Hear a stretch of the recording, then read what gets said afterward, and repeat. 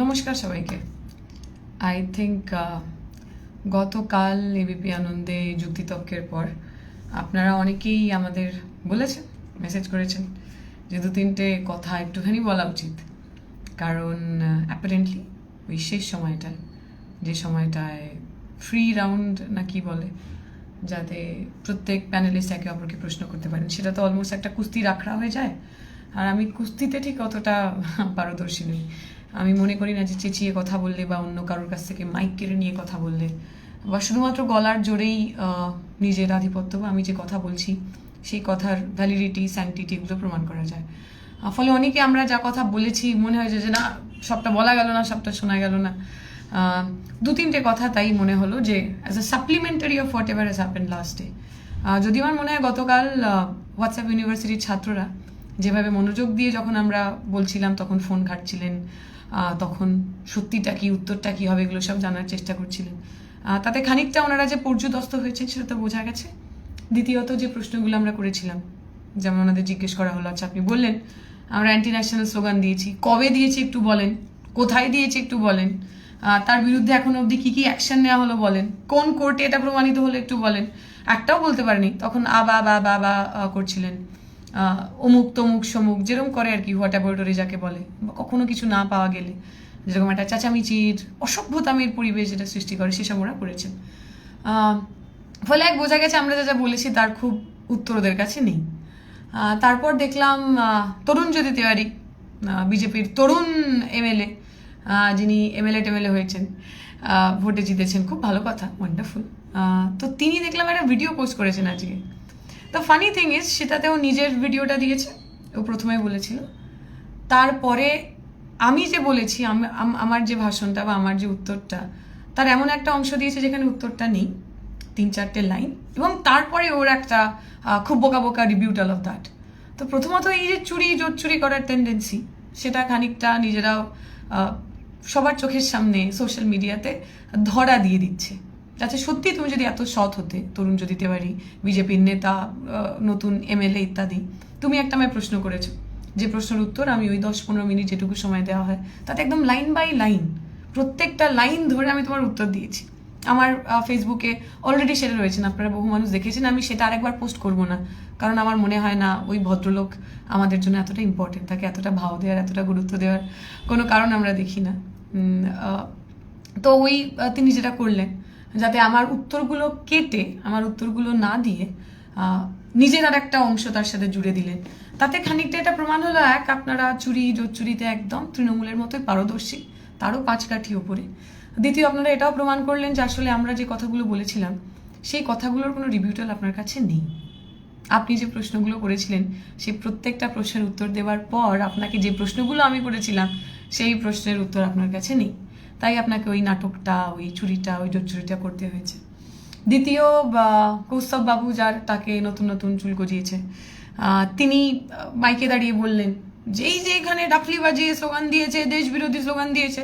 The moment you ask, আপনি date বলুন, সময় বলুন, দিনক্ষণ বলুন, সবার সামনে বলুন, তখনই একটু কিন্তু তুতলে গেলেন, বলতে পারলেন না কি বলতে হবে। পরবর্তীকালে উনি যখন বসলেন, আমি খুব ঠান্ডা মাথায় ওনাকে সুন্দর করে বললাম যে দাদা, আপনি যারা কথা বললেন আপনি সেই কথাটা প্রমাণ করুন। অফকোর্স আপনি এত বড় একটা কথা বলছেন, একটা মানুষকে আপনি দেশদ্রোহী আখ্যা দিয়ে দিচ্ছেন, তাহলে কিছু তথ্য প্রমাণ তো আছে, কিছু তো আপনি দেখেছেন, কিছু তো আপনি পড়েছেন, কিছু তো আপনার বাপ দাদারা, মানে ওই বিজেপির যারা বাপ দাদা, আরএসএস এর যারা বাপ দাদারা, কিছু তো আপনাদের শিখিয়েছে, তা কিছু তো আপনি বলতে পারবেন। দেখা গেল সেটাও তিনি বলতে পারলেন, তখন চাচাতে শুরু করলেন। আমি বারবার বললাম, এই যে ওনারা একটা কথা বলেন না, ভারত তেরে টুকরে হোঙ্গে ইনশাল্লাহ ইনশাল্লাহ, এটা কে বলেছে? এখানে যারা বিজেপির রয়েছেন, এখানে মাকুনি, কাকুনি, পাকুনি, যা সব বলতে আসবে, আমি আপনাদের বলছি, এই যে স্লোগানটা, এই স্লোগানটা কে বলেছে, কবে বলেছে, কোথায় বলেছে? যদি কোথাও বলে থাকে, তাদের নাম কি, তাদের বিরুদ্ধে এখনো পর্যন্ত কি কি কাজ হয়েছে, কি কারবাই হয়েছে। 2016 সালে আমি যখন জেএনইউ ছাত্রী ছিলাম, তখন এই মিথ্যে কথাটা একটা ডক্টর ভিডিও ছড়ানো হয়েছিল। 2016 থেকে 2026 সাল, 10 বছর হয়ে গেছে, 10টা বছর, আর ডিকেড। দিল্লিতে বিজেপির সরকার চলে এসছে, কেন্দ্রে 2014 সাল থেকে বিজেপির সরকার একেবারে অখণ্ডভাবে রয়েছে, কেউ হারাতে পারছে না, মোদি সায়মনেরা হেভি ব্যাপার হয়ে গেছে।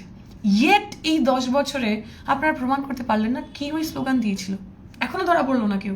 3 জনের নামে সেই সময় এফআইআর হয়েছিল। একজনের নাম কানাইয়া কুমার, একজনের নাম অনির্বাণ ভট্টাচার্য, আর একজনের নাম হলো উমার খালিদ। উমার খালিদ সম্পর্কে প্রচুর রিজার্ভেশন লোকজনের। আচ্ছা, যে কেসে এই 3টে লোকের নামে কেস হলো, এই 3টে লোক এরা দেশ বিরোধী কর্মকাণ্ডে যুক্ত আছে বলে যে এত কথা বলা হলো, অনির্বাণ ভট্টাচার্য এখন কোথায় আছে আপনারা কেউ জানেন? কি করেন তিনি? রাজনীতি করেন, চাকরি করেন, খান, ঘুমান, কি করেন কেউ জানে না। কানাইয়া কুমার 3টে নির্বাচন লড়ে ফেললো, দিল্লিতে নির্বাচন লড়লো 2024 সালে। তার বিরুদ্ধে অ্যান্টি ন্যাশনাল স্লোগান দেওয়ার এত বড় অভিযোগ 10 বছরে, 8 বছরে, 9 বছরে আপনারা প্রমাণ করতে পারলেন না। তাহলে এই যে মিথ্যে কথা বারবার বলে যাচ্ছেন, এবং উমারের বিরুদ্ধে, উমার খালিদের বিরুদ্ধেও এখনো পর্যন্ত 2 বছর প্রায় ও জেলের মধ্যে রইল, এখনো পর্যন্ত কিচ্ছু আপনারা প্রমাণ করতে পারেননি। তাহলে এই মিথ্যে কথাটা বারবার বলছেন কেন? কারণ আপনাদের কাছে আর কিচ্ছু বলার নেই। কি বলবেন? নির্বাচনের আগে বলেছিলেন গ্যাসের দাম কমিয়ে দেবেন, গ্যাসের দাম কোথায়? নির্বাচনের আগে বলেছিলেন পেট্রোল ডিজেলের দাম কমিয়ে দেবেন, পেট্রোল ডিজেলের দাম কোথায়? যে সিএনজিতে যারা গাড়ি চালান, যে সমস্ত সাধারণ মানুষ সিএনজিতে যারা ড্রাইভারি করেন, এই উবের, ওলা, গিগ ওয়ার্কার হিসেবে যারা কাজ করেন, কলকাতা ঘুরে একটু দেখবেন, 7 থেকে 12 ঘন্টা লাইনে দাঁড়ান তারা শুধু ওই সিএনজি ভরার জন্য। এরকম হয়েছে 8 ঘন্টা লাইন দেওয়ার পর, 5 ঘন্টা লাইন দেওয়ার পর সিএনজির যে স্টেশন সেখানে গিয়ে জানতে পেরেছেন আর সিএনজি নেই, ফেরত চলে আসতে হয়েছে।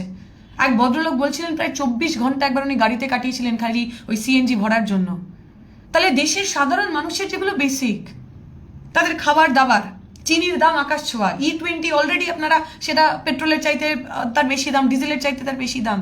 তাহলে যেগুলো আমার বেসিক, সেগুলো একটাও আমরা কাজ করতে পারছি না। নতুন সরকার, পুরনো সরকার, ডবল ইঞ্জিনের সরকার কাজ করতে পারছেন না।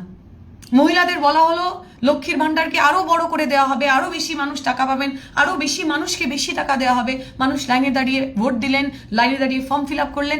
এখন আপনি বলছেন সবাইকে অন্নপূর্ণা ভান্ডার দেবেন না। আমার কাছে মেসেজ আছে, একজন মহিলা আমায় কালকে, আমি যখন স্টুডিওতে বসে আছি, মেসেজ করেছেন। উত্তরপাড়ায় বাড়ি, মহিলার কাজ করেন, নিজের মতো করে কাজ করেন। তিনি বলছেন তিনি তার বাবার সাথে থাকেন, তার বাবা পেনশন পান বলে, তার বাবার বাড়ি আছে বলে তিনি টাকা পাবেন না। এদিকে তার যে স্বামী, তার যে বর, তার যে হাজবেন্ড, তিনি একজন গিগ ওয়ার্কার, তিনি একজন ডেলিভারি ওয়ার্কার। যেহেতু তার বাবার বাড়ি রয়েছে, অতএব তিনি টাকা পাবেন না, তিনি অন্নপূর্ণা ভান্ডার পাবেন না। আমি প্রচুর এরকম আপনাদের মেসেজ দেখাতে পারি, যেখানে এরকম মহিলারা রয়েছেন যারা বিজেপির সমর্থক, বিজেপির সাপোর্টার। আপনারাও দেখেছেন সোশ্যাল মিডিয়ার দৌলতে, বিজেপিকে ভোট করেছেন, বাড়ির লোকজন বিজেপির সমর্থক, বিজেপির হয়ে কাজ করেন, কিন্তু এখন তারা টাকা পাচ্ছেন না, ভাতা পাচ্ছেন না। ভাতা দেওয়া ভালো, ভাতা দেওয়া খারাপ, কে কার ভাতা পাওয়া উচিত, কার ভাতা পাওয়া নেই, এটা অন্য কথা, ওই ডিবেটে আমি যাচ্ছিই না।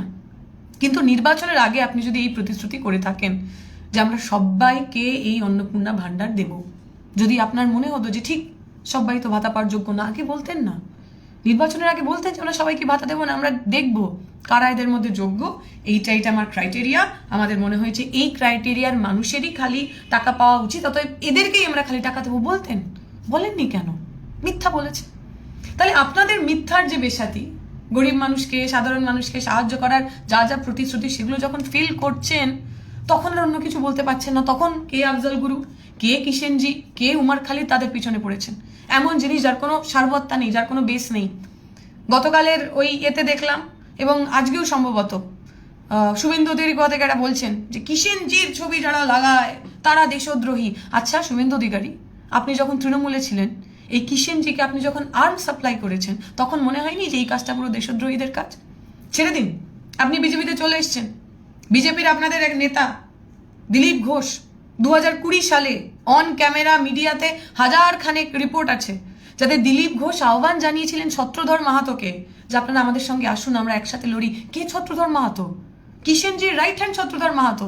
তাহলে কিষেনজির জন্য যারা পোস্টার লিখছে তারা যদি দেশদ্রোহী হয়, তাহলে কিষেনজির সাকরেত ছত্রধর মাহাতোকে যারা নিজের দলে আহ্বান জানাচ্ছেন, তিনি দেশদ্রোহী নন? দিলীপ ঘোষ দেশদ্রোহী নন?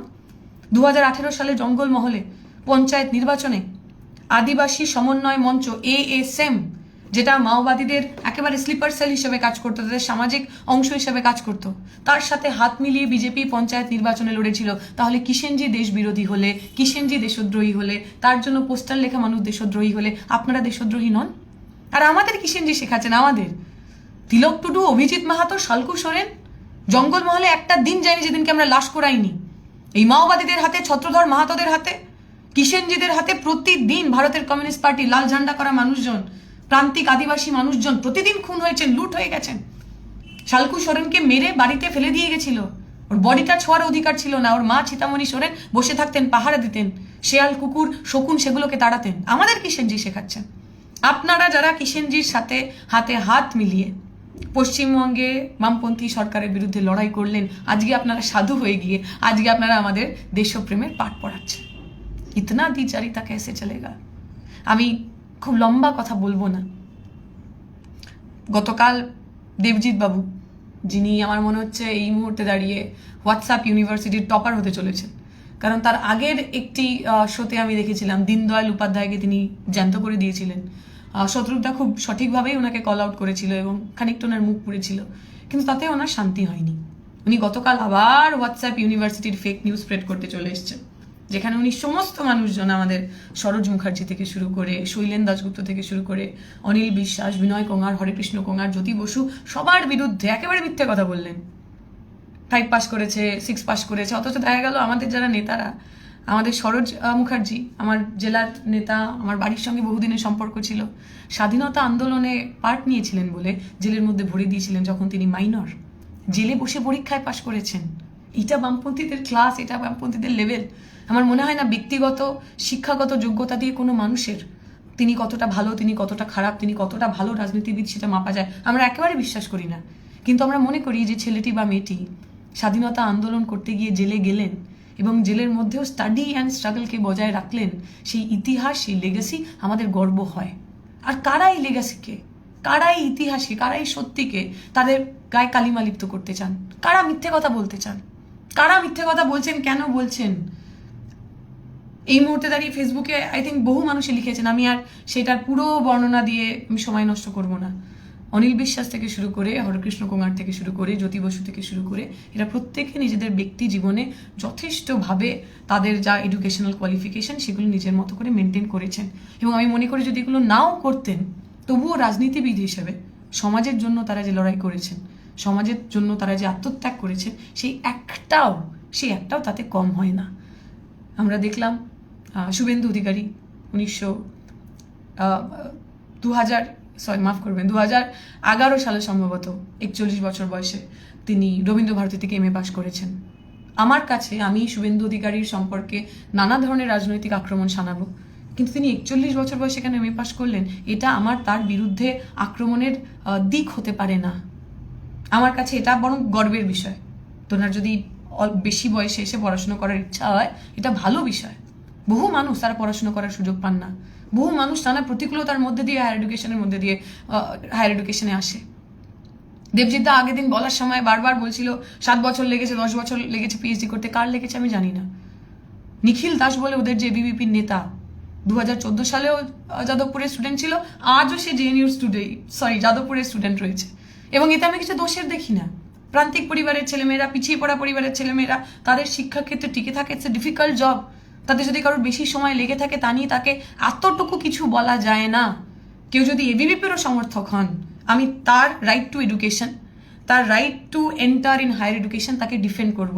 তার যদি 10 বছরও লাগে, 12 বছরও লাগে, তার যতদিন প্রাণে চায়, সে যতদিন পড়াশোনা করতে চায়, তার অধিকার তাকে দেওয়া উচিত। এমনিতেও আমাদের যা সরকার, পশ্চিমবঙ্গের সরকার বা ভারতের সরকার 5 বছরের বেশি কাউকে ফেলোশিপ দেয় না। ফলে 5 বছরের বেশি বা সরকারের থেকে আমি বেশি টাকা নিয়ে নিচ্ছি, সরকারের আমি টাকা অপচয় করছি, সরকারের রিসোর্স অপচয় করছি, এইরকম কথা বলাটা একেবারে ভুলভাল কথা। ABVPর কারোর বিরুদ্ধেও যদি এই কথা বলা হয়, আমি তার বিরুদ্ধে দাঁড়িয়ে রয়েছি। কারণ আমি বিশ্বাস করি right to education must be given to all. সেটা ক্লাস, কাস্ট, জেন্ডার বা পলিটিক্যাল অ্যাফিলিয়েশন তাই নিয়ে তার উপর নির্ভর করে না। ব্যক্তিগতভাবে আমার সম্পর্কে নানা ধরনের আপনারা কথা বলেন। আমার শিক্ষাগত যোগ্যতা নিয়ে আমার খুব খুব গর্ব নেই। আমি মনে করি আমি একটা নির্দিষ্ট প্রিভিলেজ অংশ থেকে আসি। আমার মায়ের যিনি ঠাকুরদা ছিলেন, আমার দিদার যিনি ঠাকুরদা ছিলেন, তিনি সেই সময়ের তর্কালঙ্কার। আমি প্রায় 5টা জেনারেশনের স্বাক্ষর। মানে আমি যে বিপুল সামাজিক সাংস্কৃতিক পুঁজির ওপর বসে আছি, সেখান থেকে দাঁড়িয়ে আমার এতটুকু নিজের অ্যাচিভমেন্টের প্রতি আলাদা করে আমার গর্ব হওয়ার, সম্ভ্রম হওয়ার জায়গা নেই। কিন্তু যে মিথ্যেটা আপনারা প্রতিদিন বলে যান, কেন বলেন?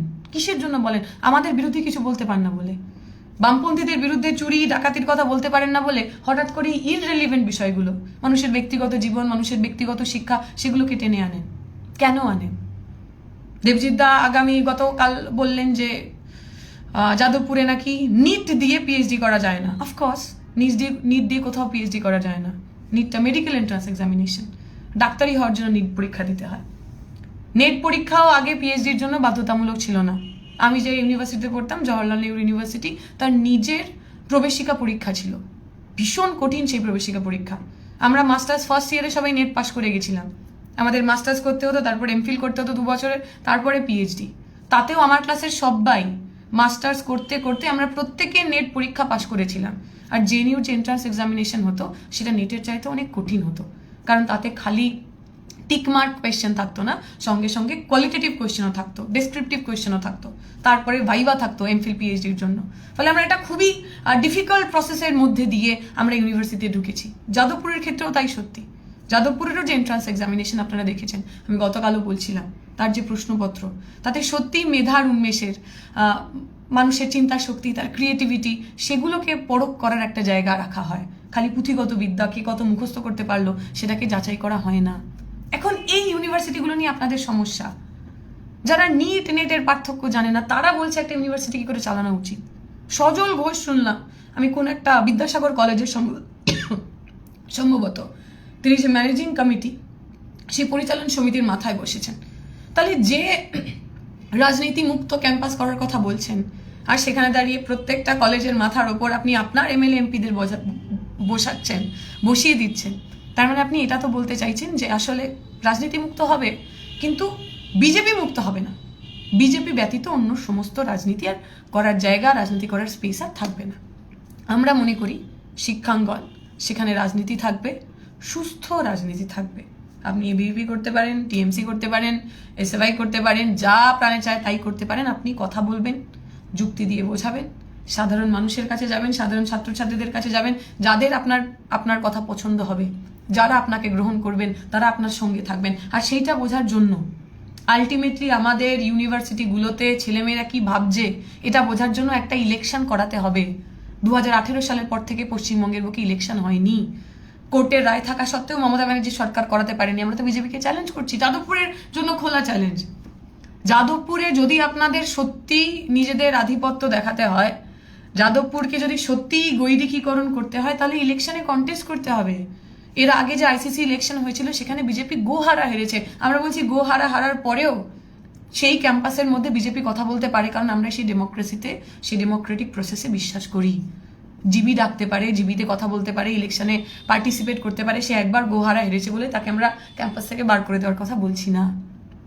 গণতান্ত্রিক পরিসর মানে যেখানে সমস্ত মানুষ নিজের কথা বলতে পারেন। আমি আমার কথা এখানেই শেষ করব।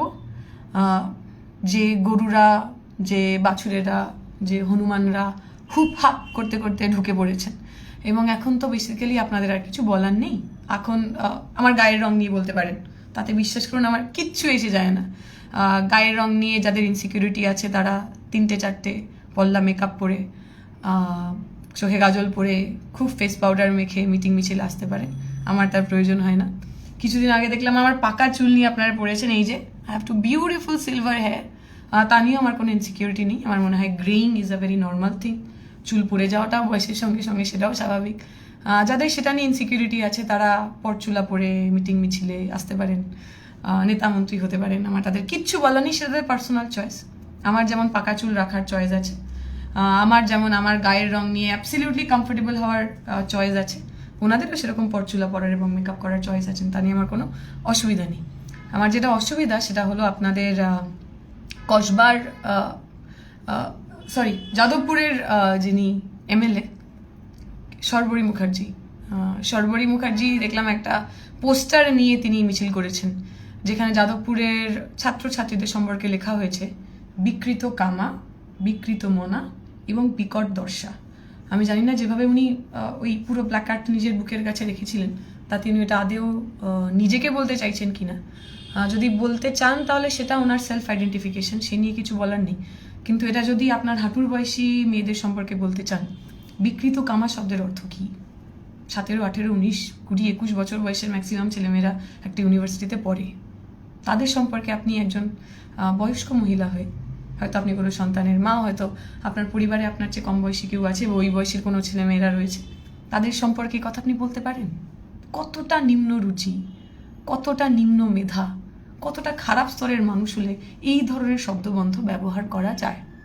পশ্চিমবঙ্গের মাটি রোকেয়ার মাটি, পশ্চিমবঙ্গের মাটি ইলা মিত্রের মাটি, পশ্চিমবঙ্গের মাটি কল্পনা দত্তের মাটি, পশ্চিমবঙ্গের মাটি মাতঙ্গিনী হাজরারও মাটি। এই মাটিতে মেয়েরা, মহিলারা তারা কি পড়বেন, তারা কি কথা বলবেন, তারা কার সাথে থাকবেন, সেটা বিজেপিও ঠিক করবে না, আরএসএসও ঠিক করবে না, পাড়ার ঝগড়ুটে কাকিমারাও ঠিক করবে না। আশা করি আগামী দিনে পশ্চিমবঙ্গের ঋত গৌরব পুনরুদ্ধার করতে, বাদর, গরু, বাছুরদের স্বস্থানে ফেরত পাঠাতে এবং বাংলায় সুস্থ স্বাভাবিক কথা বলার পরিস্থিতি ফিরিয়ে আনতে বিজেপির মধ্যেও যদি কোনো মানুষের এখনও কমপ্লিটলি মাথাটা খালি না হয়ে থাকে, একেবারেই ব্রেন্ডেড না হয়ে থাকেন, আমি আপনাদের একটু অনুরোধ করব, এই যে এলিমেন্টগুলো রয়েছে এদের একটু কন্ট্রোল করুন, এদের একটু বুদ্ধি দিন, মা সরস্বতীর কাছে প্রার্থনা করুন যাতে এদের একটু সুবুদ্ধি হয়। বাকি যে মিথ্যে কথা, যে মিথ্যে ভিডিও যা সব চলছে, আপনারা সবাই জানেন কোনটা সত্যি আর কোনটা মিথ্যে। ইন্টারনেটের যুগ, পোস্ট ট্রুথ যুগ বটে, দুটো মিলিয়ে কোনো কিছুই যাচাই না করে বিশ্বাস করবেন না। আমার কথাও বিশ্বাস করবেন না, অন্য কারোর কথাও বিশ্বাস করবেন না। আপনারা সবাই ভালো থাকবেন। আপনাদের সবাইকে অনেক অনেক ভালোবাসা জানিয়ে, শুভরাত্রি জানিয়ে আজকের কথা এখানেই শেষ করলাম।